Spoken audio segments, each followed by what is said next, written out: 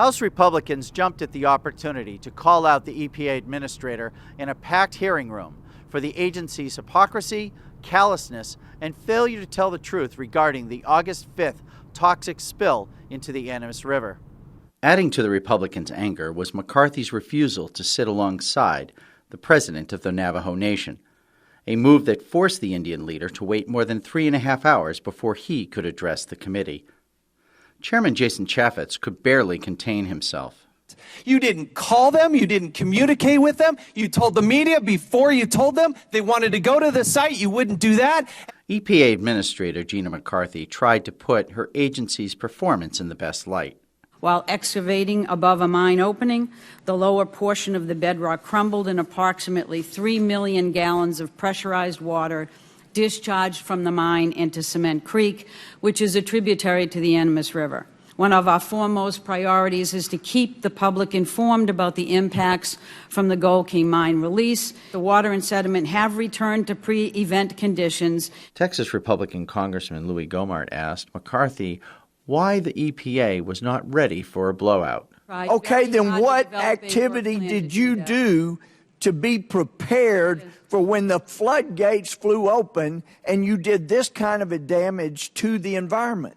No, sir, we spent a great deal of time with the state of Colorado, with the amicus. Well, we're going to find out about that. North Carolina Republican Congressman Mark Meadows, who ran his own construction company, pressed McCarthy about the retention ponds required by EPA's own regulations. So where was the retention, where was all... It was actually a retention pond that was constructed. The retention pond was behind the truck? No. Because actually, I saw the video, it started flowing to the truck. Where's the retention pond? The retention pond was constructed in a way that would have managed the anticipated release. Finally, after McCarthy had eaten up the whole morning, Russell Begay got his turn at the microphone in the hearing's second session. For the Navajo, the Animas River is central to its farming and spiritual cultures. Our people are suffering. Much of the organic crops have been lost. Our livestock are pinned up. Our farmers and ranchers are exhausted from hauling water. Our children are afraid of the river. USDA has made promises, but we have not seen any of these promises fulfilled. The promises remain empty. They are like the thunder we hear over our land, but with no rain. The long-term environmental damage to the Animas River is still unknown.